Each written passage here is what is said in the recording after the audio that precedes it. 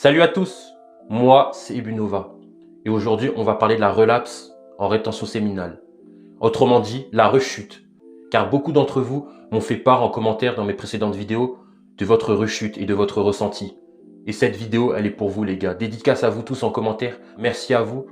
Et puis voilà, sans plus tarder avant que la vidéo commence, n'hésitez pas à liker, à vous abonner et à me dire en commentaire ce que vous en pensez de cette vidéo, c'est ce qui m'a permis de faire celle-là. Et puis sans plus tarder, commençons les gars, commençons déjà. Donc tout d'abord, il faut savoir que je suis actuellement à 539 jours de rétention séminale. Entre mes 15 et 17 ans, j'ai dû relapse plus d'une cinquantaine de fois. Que dis-je? Plus d'une centaine de fois. Tellement c'était beaucoup, j'ai même pas compté. Et c'est justement pour ça que je comprends ce que tu vis mon gars. Toi qui as rechuté récemment, ou pas récemment, mais qui a déjà rechuté. Je comprends ce que tu vis. Là, t'es dégoûté. T'étais heureux. T'étais là, t'avais plein d'énergie, t'avais tous les bénéfices de la rétention séminale. Et pour diverses raisons, t'as rechuté. Je comprends. Et c'est pour ça, je comprends. Et déjà, il faut savoir aussi, il y a forcément un pourquoi lorsque tu rechutes. Oui, forcément, il y a eu un pourquoi. Peut-être que tu te sentais pas bien, c'était émotionnel. Oui, admettons au travail, tu es frustré, ton patron, il te fait chier, et ton seul moyen d'extérioriser, c'est le porno, la masturbation compulsive, le gooning, tout ça. Oui, et c'est un moyen pour toi de fuir tes émotions. Ça, c'est peut-être ça, ton pourquoi. C'est peut-être pour ça que tu as relapse. Il y a aussi peut-être le fait que tu t'ennuies aussi. Ça, c'était vraiment beaucoup mon cas. C'est l'une des raisons principales pourquoi je rechutais auparavant. Parce que je m'ennuyais. Peut-être toi aussi, c'est ton cas. Tu t'ennuies, t'as pas de passion, t'as pas quelque chose qui te motive.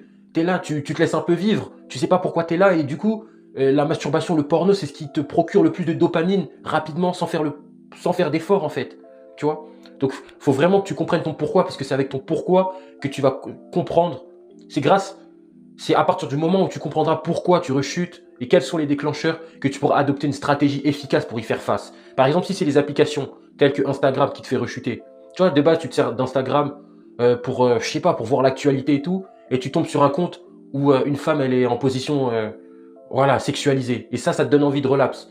Bah, une fois que tu auras compris le pourquoi, que c'est à cause de Instagram que tu as envie de relapse, bah, tu vas supprimer Instagram et tu vas complètement rompre ce schéma en fait de rechute. En fait, il faut que la rechute soit plus difficile. En fait, il faut que tu mettes des obstacles à la rechute. Parce que aussi la rechute, ton environnement aussi joue un rôle. Parce que déjà, on a notre téléphone constamment, donc il suffit que tu swipes dans une page pour regarder du porno. Donc voilà, il faut que vraiment que tu fasses le tri dans tes applications, dans ton environnement en fait.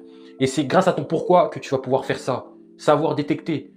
Là maintenant, je vais parler des techniques lorsque tu sens que tu vas relapse. Tu vois, lorsque la tension elle monte, tu sens que tu as envie, mais t'es pas encore complètement parti encore. Tu es encore un peu lucide. C'est à ce moment-là précis que tu dois agir. Et je te donne une technique.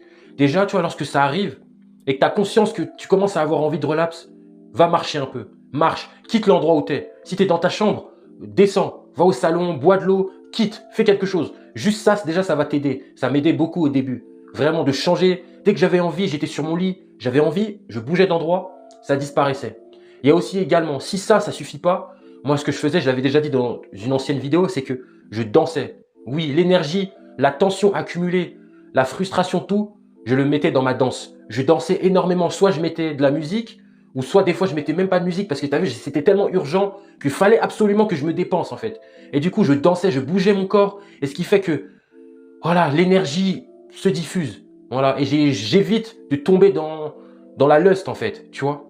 Et vraiment teste le sport, la musculation aussi, exactement, la musculation, ça peut t'aider aussi. Vraiment, en fait, l'activité physique, c'est vraiment le game changer parce que ça va vraiment te recentrer sur ton corps en fait. Voilà, tu vas avoir une autre forme de dopamine en fait. Tu vas avoir une autre forme d'accomplissement en fait. Voilà. Aussi, j'ai une autre technique décidément. C'est aussi lorsque tu vas relapse, lorsque tu as relapse la dernière fois. Tu sais ce que tu fais? Tu te prends en photo, tu te prends un selfie de toi, tu vois, après qu'on relapse, après que tu rechutes, t'as un sentiment de culpabilité, n'est-ce pas? T'as un sentiment de haine, de dégoût de toi-même, tu te sens comme un incapable un peu. Je vois exactement ce que tu veux dire, oui c'est ça. Et à ce moment-là précis, tu prends ta photo, tu prends ton téléphone, avec le même téléphone que tu as utilisé, tu te prends un selfie de ta tête. Voilà, tu le prends à ce moment-là, pour que cette image-là où tu étais mal soit gravée. Voilà, tu te prends en photo. Et comme ça, à chaque fois que tu as envie, tu regardes cette photo. Et encore mieux même, tu peux même la mettre en fond d'écran. Mais pas en écran de verrouillage, parce que si quelqu'un voit ton téléphone, bon, c'est bizarre. Mais tu la mets en fond d'écran pour que toi seul puisses la voir. Et comme ça, à chaque fois que tu auras envie, tu verras ta tête en fait où tu étais dans le mal. Et ça va court-circuiter ton cerveau parce que il va se souvenir instantanément que le fait que toi, tu étais triste sur cette photo, c'est parce que tu as regardé de porno. Et du coup, ton cerveau, il va dire non, pas regarder de porno parce que sinon, je vais finir comme ça. Tu vois ce que je veux dire? Là, c'est une technique que j'ai découvert moi-même et tout, je te la partage. Vraiment, utilisez-la bien. Et vraiment, les gars, prenez le temps, donnez-vous de l'amour. Vraiment, comme ce qu'a dit un autre youtubeur dans la rétention séminale, Thomas Meyer-Chéré, donnez-vous de l'amour, les gars. Ça sert à rien de culpabiliser. Vraiment, ça sert à rien de culpabiliser. Allez de l'avant. Lorsque vous rechutez, c'est que le début. C'est vraiment que le début. Moi, regardez-moi. Pourtant, j'ai pas fini le jeu. Tu vois, j'ai que 539 jours. C'est beaucoup, mais c'est pas, j'ai loin d'avoir fini. J'ai jamais fini. C'est jusqu'à ma mort. Et avant ça, j'ai rechuté énormément de fois. Énormément de fois. Et surtout, moi, là, je viens de la Gen Z. Je suis jeune. Et c'est encore plus omniprésent. J'ai grandi avec les réseaux sociaux, avec la surstimulation. Donc, ça a été encore plus dur pour moi. Et j'ai rechuté beaucoup de fois, culpabilisation. Et j'ai jamais abandonné. J'ai jamais abandonné. J'ai su qu'un jour, j'allais réussir. Je me suis regardé dans la glace, je me suis dit, Léonard, un jour, tu vas vaincre la masturbation. Un jour, tu vas vaincre la pornographie. Un jour, tu vas atteindre ton plein potentiel et tu vas atteindre l'exception. Oui, un jour, tu le seras. Voilà. Et peu importe le nombre de fois que tu échoues, c'est pas grave. Et en plus, ça me fait penser aussi à un reportage que j'avais vu il y a 2 semaines de Arte et il parlait justement de l'échec. L'échec nous rend-il plus fort?